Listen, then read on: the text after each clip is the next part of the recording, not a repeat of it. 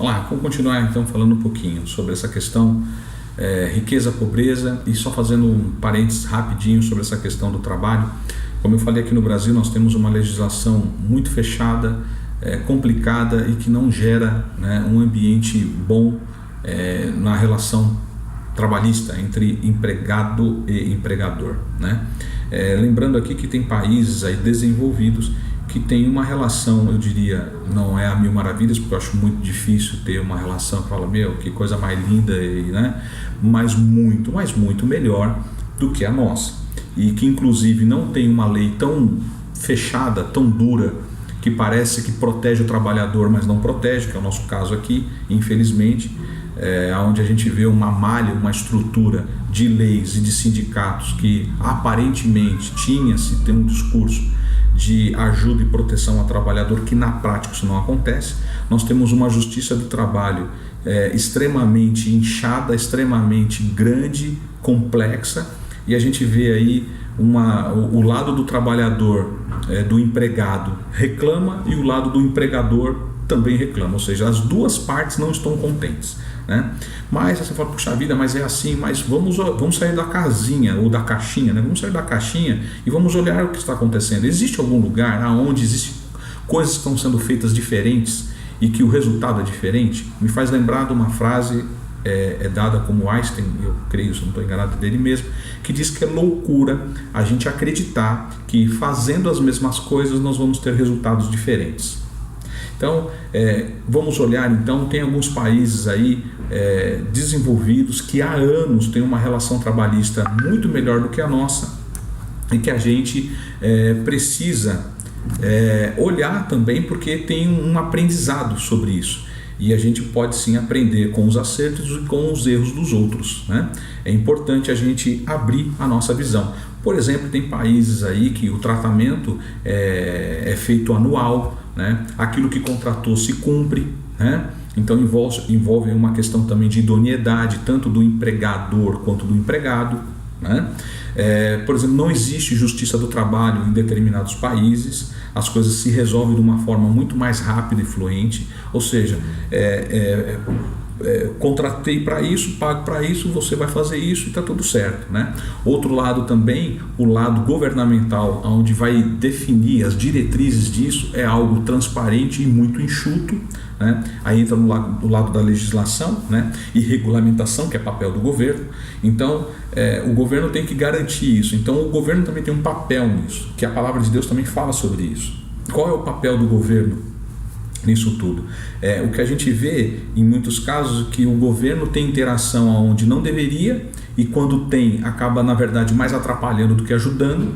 É por isso que eu acho muito importante o momento que nós estamos vivendo. Nós estamos agora no último dia de julho, 31 de julho de 2020, e já foi colocado pelo atual governo aí propostas de reforma tributária que eu ouço há no mínimo quase 30 anos, desde 92. Eu me lembro que teve um movimento muito forte como essa questão de reforma tributária, que não ocorreu. Foi feito algumas coisas nesses anos todos, mas muito simplistas e ineficiente, que aí acaba todo mundo reclamando.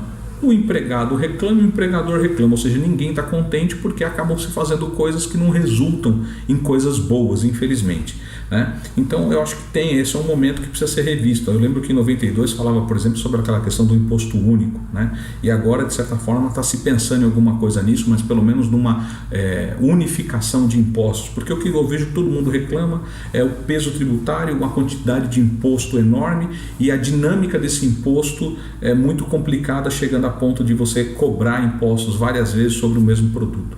Então está na hora aí de simplificar. Fica aqui o meu desabafo de certa forma, mas é uma percepção, uma visão que eu tenho de muitos anos, e eu acho que agora é o momento, e a gente tem que dar um apoio para que isso seja mexido, seja revisto, né? De uma forma que a gente tenha a percepção que sempre quando mexe nisso, sempre vai sobrar a conta para cima do trabalhador, porque no final das contas quem paga o imposto é quem consome, né? Então precisa ser visto.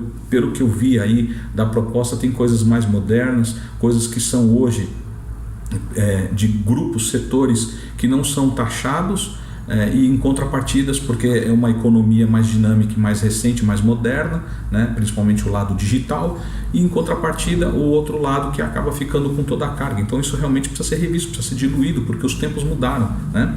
As nossas leis aí, principalmente tributária e trabalhista, elas têm aí, a nossa CLT, se não me engano, é da década de 30 ou 40. Então, muita coisa mudou nesse meio de caminho, e esse dinamismo, essa mecânica viva, dinâmica da economia, faz com que a gente também precise manter atualizações, enfim, deixar as coisas com que estejam mais azeitadas, né? Para que essa engrenagem toda possa funcionar de uma melhor forma possível, né? Sempre gerando emprego para que não gere pobreza. Isso é um outro ponto que nós vamos falar sobre pobreza e riqueza. O que eu defendo, a palavra de Deus diz sobre essa questão de pobreza, me faz lembrar de um texto bíblico onde Jesus fala, onde ali um discípulo fala: puxa vida, que desperdício que fizeram ali com um derramar de perfume ali, né, para ungir Jesus. Jesus fala: vocês sempre vão ter pobres, né? A mim vocês vão ter por um pouco tempo, porque Jesus já estava anunciando que iria se entregar e morrer na cruz do Calvário em favor de todo aquele que crê, para perdão dos pecados. Fica bem claro aqui o motivo do que Jesus morreu, por que Jesus morreu, o porquê que ele se entregou, né? E foi para isso que ele veio. Essa era a missão que Deus Pai havia dado a ele, né? Então Jesus ali faz uma afirmação que muitas pessoas passam desapercebido com isso. Jesus afirmou que os pobres sempre vai existir. Aí a questão, puxa vida, então pobre sempre vai existir, rico sempre vai existir, mas o que nós precisamos questionar é o nível dessa pobreza, o nível da riqueza. Para mim isso tanto faz.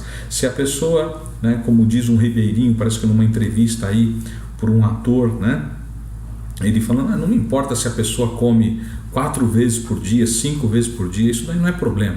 Ela pode comer 10 vezes por dia.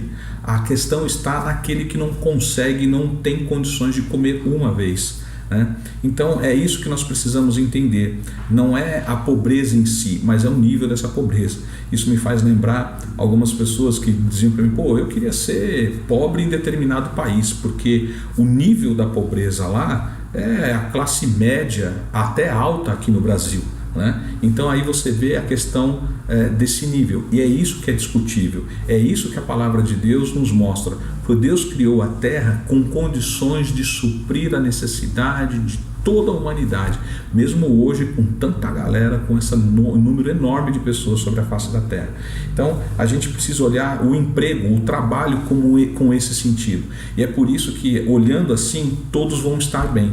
Não adianta, a gente vive num tempo que eu vejo que Deus está dando um sacode em todo mundo, não só no Brasil, mas em todo mundo, para ver se desperta e acorda. Não adianta, se as pessoas ao nosso redor não estiver bem, mais cedo ou mais tarde esse estar ruim vai bater na sua porta, por mais dinheiro que você tenha, por mais estabilidade que você tenha. Não é possível viver assim, e Deus não planejou isso. E querer viver assim, por mais que seja um entendimento que você tenha, mais cedo ou mais tarde isso vai ruir, vai ser frustrante, se não para a sua vida, para as pessoas que estão ao seu redor, ou até mesmo para gerações futuras, ou a próxima geração até mesmo. E eu vejo, infelizmente, muitas pessoas não pensam nisso, pensam simplesmente em si próprio, no próprio umbigo.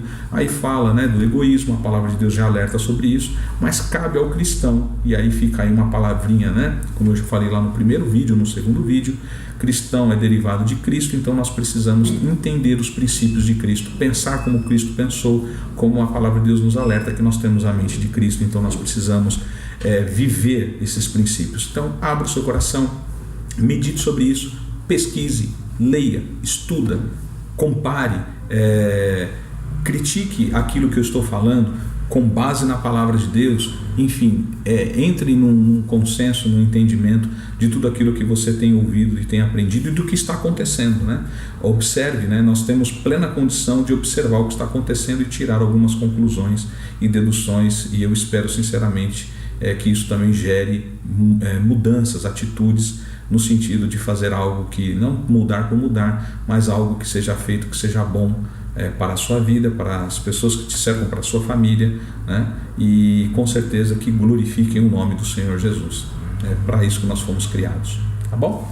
Bom, é isso. Depois eu quero falar um pouquinho mais sobre essa questão de riqueza e pobreza, entrar um pouquinho mais no detalhe, no mérito sobre isso, com mais subsídio bíblico, mas fica aqui, né, um assunto que é pertinente aos nossos dias, que hoje a coisa está muito difícil com essa questão de trabalho, economia travada. Nós já estávamos saindo de uma crise terrível econômica, gerada principalmente por corrupção aqui no Brasil, e agora nós estamos aí com os efeitos colaterais por essa questão da pandemia do Covid. Mas eu creio que tudo isso vai passar e que é possível sim a gente superar tudo isso com muito trabalho, com muita seriedade, com muita honestidade, com muito entendimento dos princípios de Deus para nossas vidas. Nós precisamos viver a vida abundante que Jesus nos promete em João 10:10, aqui e agora, e não somente na eternidade. Deus abençoe. Um abração a todos.